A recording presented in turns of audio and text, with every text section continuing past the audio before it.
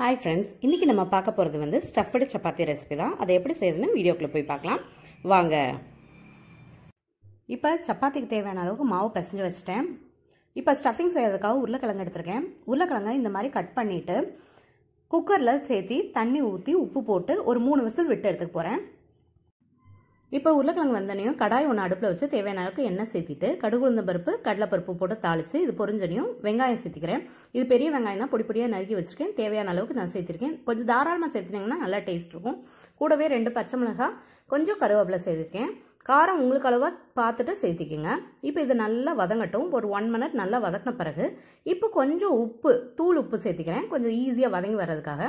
அதுக்கப்புறம் 2 மினிட்ஸ் நல்லா வதக்கி இந்த மாதிரி கலர் சேஞ்ச் ஆன பிறகு இதில் 1 டேபிள் ஸ்பூன் மிளகாய் தூள், 1/4 டேபிள் ஸ்பூன் கரம் மசாலா தூள், 1 டேபிள் ஸ்பூன் கறி மசால் தூள் எல்லாம் சேர்த்திட்டு இப்போ இதை நல்லா வதக்கி விட்டுற போகிறோம். இப்போ இந்த மாதிரி நல்லா வதங்கின பிறகு நான் உருளைக்கிழங்க தோல் உரித்து இந்த மாதிரி ஸ்மாஷ் பண்ணி வச்சுருக்கேன், அதை சேர்த்திக்கிறேன். அதை சேர்த்திட்டு இப்போ நல்லா கிளறி விட்டுருங்க. இப்போ உப்பு பத்தலாட்டி தேவையான அளவு சேர்த்து கிளறி கடைசியாக கொத்தமல்லி தூவி நல்லா கிளறி எடுத்துட்டிங்கன்னா நம்மளோட ஸ்டஃபிங் ரெடி ஆயிடுச்சு.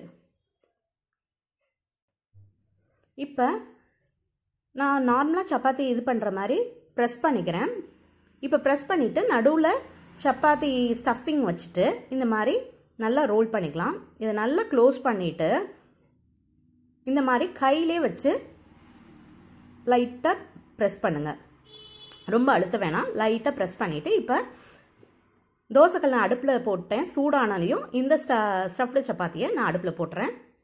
போட்டுட்டு சிம்லே வச்சு இதை வேக வச்சு எடுங்க. இந்த மாதிரி 2 சைடும் ப்ரௌன் ஆன பிறகு நம்ம எடுத்துட்டோம்னா நம்மளோட ஸ்டஃப்டு சப்பாத்தி ரெடி ஆயிடுச்சு.